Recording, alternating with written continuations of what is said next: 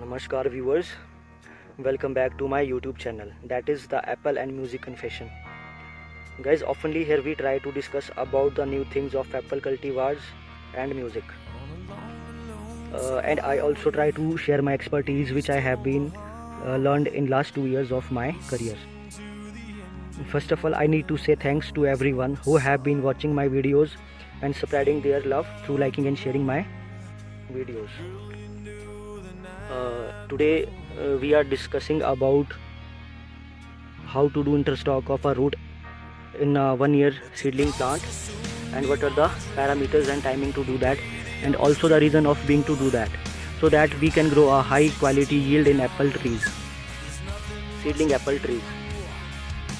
तो आप लोगों का ज़्यादा टाइम ना लेते हुए हम वीडियोस पे आते हैं। बात करते हैं रूट स्टॉक में इंटरस्टॉक की। आज आपको बताएंगे कि किस तरह से हम M9T337 का इंटरस्टॉक लेकर सीडलिंग प्लांट में ग्राफ्ट कर सकते हैं, और इसको करने का समय और तरीका आपके साथ शेयर करते हैं। गाइस, जैसा आप लोग जानते हैं, commercially worldwide M9 root stock ही यूज़ किया जा रहा है, जो कि अच्छी क्वालिटी के लिए जाना जाता है और हैवी प्रोडक्शन के लिए जाना जाता है। आजकल का दौर है कि हमें परंपरागत खेती को छोड़कर आधुनिक खेती की ओर जाना चाहिए, जिसे UHDP और HDP कहा जाता है, जिसका मतलब होता है ultra high density and high density plantation. मतलब अल्ट्रा हाई डेंसिटी हम रूट स्टॉक M9 पे हम कर सकते हैं, और हाई डेंसिटी हम जो थोड़े बड़े रूट स्टॉक होते हैं उस पर कर सकते हैं, लाइक 106 M7 111, इस तरह के रूट स्टॉक पे हम हाई डेंसिटी कर सकते हैं, और जो ड्वार्फ जो रूट स्टॉक है उस पर हम अल्ट्रा हाई डेंसिटी कर सकते हैं। सभी बागवान भाइयों के लिए M9 को अडॉप्ट करना आसान काम नहीं है, क्योंकि इजीली ये अफोर्डेबल नहीं हो सकती। इसका कारण है इनिशियल स्टेज में हैवी इन्वेस्टमेंट करना। तो इंटरस्टॉक यूज़ करके हम लोग M9 की तरह ही खेती कर सकते हैं, जिसका डिस्टेंस हम लोग 2.5 मतलब 2.5 फीट इंटू 5 फीट का डिस्टेंस हम रख सकते हैं रो एंड कॉलम में, और हम क्वालिटी जो प्रोड्यूस करेंगे वो हम M9 की तरह ही प्रोड्यूस कर सकते हैं। लेकिन उसमें हमें जो मॉइस्चर जो है वो रिटेन रखना होगा। जो ये डायमीटर आप देख रहे हैं, इतना सा जो डायमीटर है, इसमें हमें मॉइस्चर मेंटेन रखना होगा। उसको ग्रीन मल्च करके हम मॉइस्चर रिटेन रख सकते हैं। M9 को का जो एक थोड़ा सा डिसएडवांटेज मुझे लगा है वो है कि ये सेल्फ स्टैंड नहीं रह सकता है। हमें इसको स्टैंड करने के लिए स्टेकिंग की ज़रूरत होती है जब ये फ्रूटिंग पे आएगा।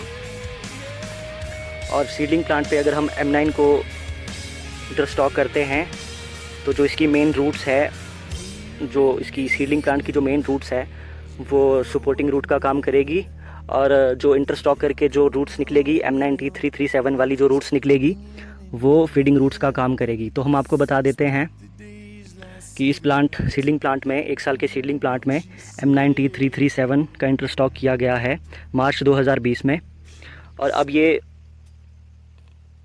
2021 मार्च में हम इसको रीग्राफ्ट करने वाले हैं। अभी आप देख सकते हैं यहाँ पर हमने इसको ग्राफ्ट किया है। इसके बाद हम इसको ग्राफ्ट करने वाले हैं लगभग 7 से 8 इंच ऊपर रीग्राफ्ट हम इसको करने वाले हैं।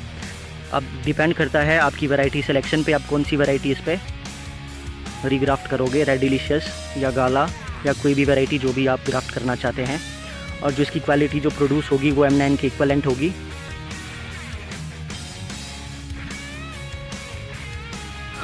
तो हमें स्टेकिंग करने की कोई ज़रूरत नहीं रहती है इस प्लांट में, और हम क्वालिटी जो प्रोड्यूस करेंगे वो M9 की तरह ही क्वालिटी प्रोड्यूस करेंगे। तो आप लोग इसे अपना सकते हैं। हमने इस तरह के ट्रायल पहले किए थे, हमने 10 से 15 प्लांट इस तरह के सीडलिंग पे ही तैयार किए हैं, जिस पे इस साल हमने फ्रूट भी लिया है, और जो फ्रूट क्वालिटी जो था वो M9 के बराबर ही था। क्योंकि जो ये पोर्शन रहता है, जो डायमीटर है जो आप लोग देख रहे हैं, यहाँ से फीडिंग रूट्स निकलेंगी जो इसके अंदर जाएगी। जो मेन रूट है, जो इसकी जो सीडलिंग की जो मेन रूट है वो सपोर्टिंग रूट का काम करेगी, और ये फीडिंग रूट्स जो निकलेगी M9 से वो फीडिंग रूट्स का काम करेगी, जो प्लांट को पूरे न्यूट्रिएंट्स जो प्लांट को ज़रूरत रहती है कोई भी प्लांट के लिए, NPK या कोई भी हमारे न्यूट्रिएंट्स जो होते हैं, माइक्रो न्यूट्रिएंट्स, मैक्रो, वो यहाँ से प्लांट को प्रोवाइड करवाएगी। तो हम लोग ये ट्राई कर सकते हैं।